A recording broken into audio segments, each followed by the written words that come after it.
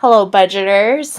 Thank you for watching today on this December 2018 budget report. I think I can say welcome to the budget that we blew. I don't know if you guys did awful on your December spending, but we've been really good all year on maintaining our budget and sticking within our allotted amounts. And December, that all kind of went down the drain. I don't know if that's how it was for you guys. Let me know if you stayed on budget or if you went over budget in December. Last year, about a year ago, is when we first started budgeting, and we had the very same problem in December as well. So, yeah, let's go ahead and jump into these numbers. Okay, starting off, my husband brought home more income each week than was projected, and we also had some supplemental income.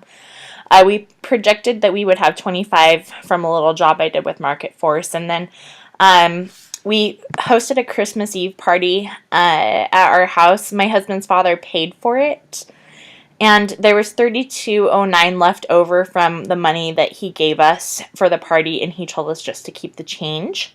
So that was a nice little gift from him. And then I also got $24.99 from a formula reimbursement. I bought a baby formula for almost $25, and I had a coupon that let me try it for free, so I got that check in. So before I used that, I think, out of my grocery money, and then this check I'm just counting it as supplemental income.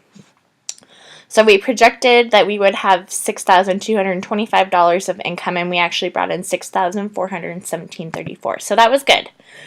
And because our income was higher, our tithing was higher because we do a 10% tithe. Our mortgage stayed the same. Our car insurance, for whatever reason, did not come out in December. It did come out in January, so I am not sure why that happened. I should probably call the car insurance company, make sure everything is squared away with that, but yeah, for some fluke reason it didn't come out. Health insurance stayed the same. Our energy was lower than we anticipated, which was good. Our cell phones were lower, which is also good. I'm going to mark this in green just so when I go back I can remember that I need to call our car insurance and figure out what's going on with that. Cable and internet stayed the same. Our water and utilities did go up about $15. Our groceries is under by almost 27 cents, I think. So anytime we're under, I mark that one in green because I feel like grocery is definitely a hard budget to stay good in. And then our gas. This is where I put $175 on here based off of our gas spending a year ago, and hoping that we could stay within that amount. But for whatever reason, we've just been using a lot more gas lately, and part of that might be because I'm not pregnant. I was pregnant a year ago, and I did not want to go anywhere. I was like a month away from having a baby, and so I'm probably doing more driving, I'm guessing, right now. Okay, so those were how our bills lined up. Our bills, we projected that we'd pay $2,935. We ended up paying $2,904. So we were about $30 under with our regular spending. So that is always a nice thing. And then in our sinking funds, we did not put anything into our house repairs accounts just because we were trying to put as much into our emergency fund as possible in December. Our medical deductible, we put $125 into that. Our car, we put $100 into it. I have really got to go and get my registration done. I think I'm up for that, so our car fund has been sinking slowly as cars have problems on them all the time. Pet account got $20. Yard care didn't get anything as that's not a huge need right now. I did take $19.35 out of that yard care account because I think we didn't pay tithing once, and I thought we had. And so I just took some money out of accounts and kind of evened them out in places where we didn't need necessarily some money from that. Electronics, didn't get anything, but we did have some overage from a Christmas account, like within our Christmas budget that I was able to transfer into electronics. We are anticipating that I'm going to need a computer here in a couple of months. Okay, prescriptions therapy, we got put $85 in. I was having terrible pain, and so I actually went and got a massage for $60. We had a bunch of overage in there, so I think that $139 helped go to our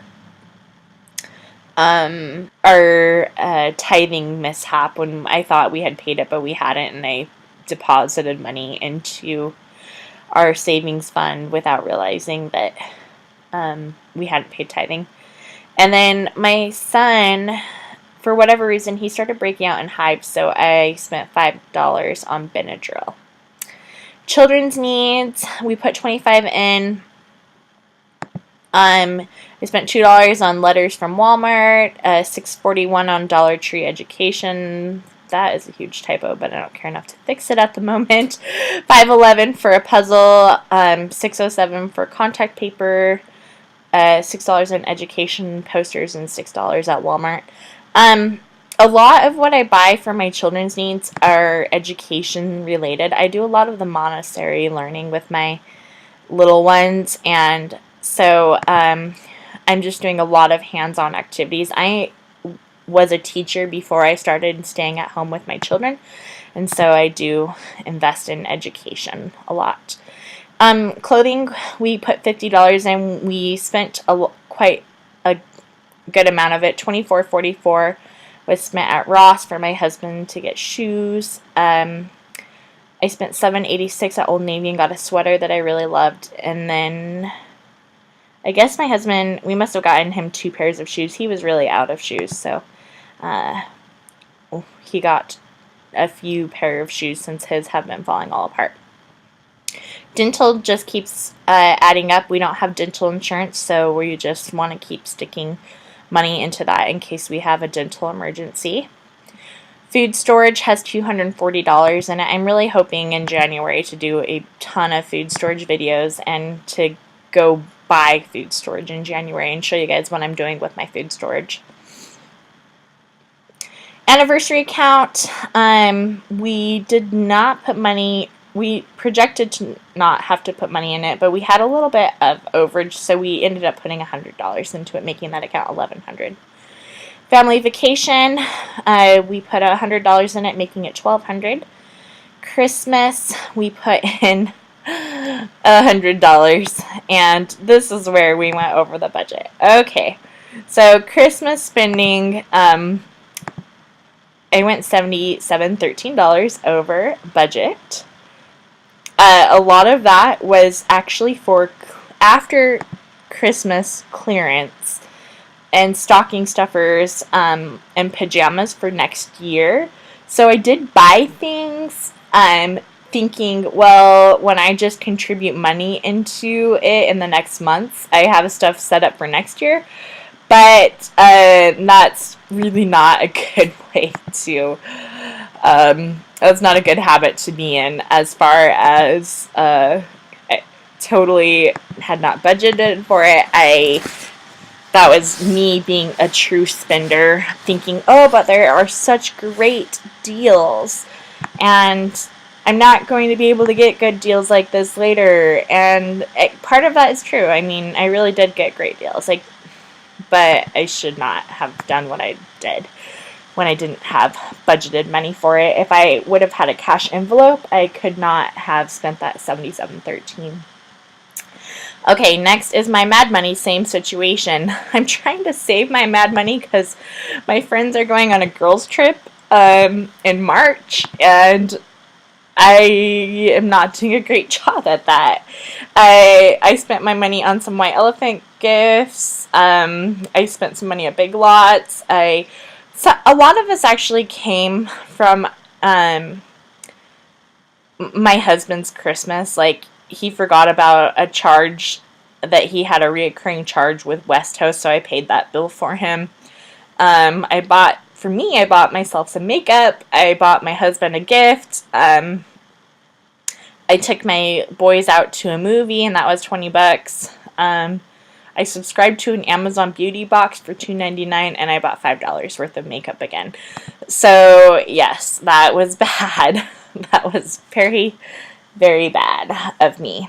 Okay, moving on. House wants section. We budgeted nothing. We still have nothing in that account. Birthdays and holidays.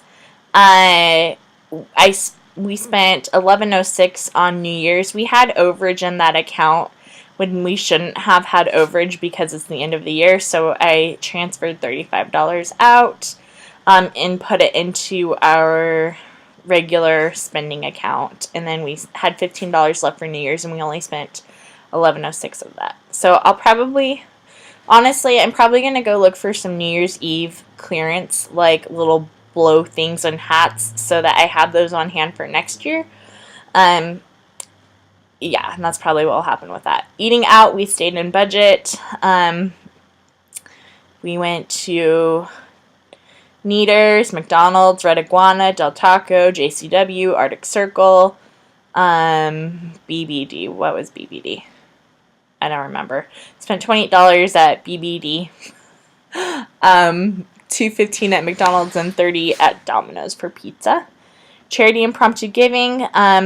We spent $7 at Old Navy, $11.61 for a sweater at a women's boutique. And the reason we spent that much money is because we helped people in the California fires, and so one of the ladies that I had her name requested shirts, and I got 2 shirts on a good sale at Old Navy for $7, and then I got a nice sweater at a women's boutique for $11.61. And then I also deposited $25 in there that was left over from Christmas charity, so that is why we have that balance of $19.69 in there. My husband's Mad Money, he has $158.43 left. Our family reunion, I took the $20 that was in that account because it's not anything. We actually don't even know if we're having a family reunion this summer, but it seems to always kind of pop up, so we thought, we'll start saving for it just in case. We had $20 in there that I also took out of that error where I thought our tithing had cleared and it hadn't. Our date nights, we spent $50 on babysitting one day, $13 on a different day. We ate out for $16, spent another $20 on babysitting, and then we went to a restaurant called Brio and spent $29. So our date night account has $54.60 in it. Okay, the exciting part of all of this budgeting comes in where I just have this red note in here where it says updated CDs. So this is where we are as far as meeting our baby step 3 goal. Our CD before this, I think there was like $3 that had grown, so I just kind of put in how much money the CDs currently have in them. So my pre-marriage CD has $1,167.16, and our emergency fund CD had $10,000 in it, and with interest, that now makes our emergency fund number, plus what we put in it this month, which we put in $1,200 this month, it made our emergency fund number $29,807.79. And with my pre-marriage CD plus our emergency fund account, we have $3,974.95. And if we go to our emergency fund budget, that means that we just have to get $339.65 so that we have our 12-month supply. So all in all, even though I did spend almost $80 over budgeted money that we had for Christmas, even though that spending was bad and we are in debt to ourselves in these areas, we did get to put a nice amount of money into our savings. And so we're very close to accomplishing baby step 3, which is a fully funded 6 months emergency fund. We actually have more than 6 months saved. We're planning for a full year because my husband is losing his job coming up in April. So we just decided that since we know the storm is coming, we would save as much as we could at this point. And I think once we have a year's worth of savings, we'll go ahead and start working on baby steps 4, 5, and 6, maybe for February through April. We'll see kind of what happens with that. So that is the end of our December budget report. Again, I want to know how you guys did with Christmas. Did you do bad like I did and have overage? Or did you guys stay on track? I will talk to you later. Bye.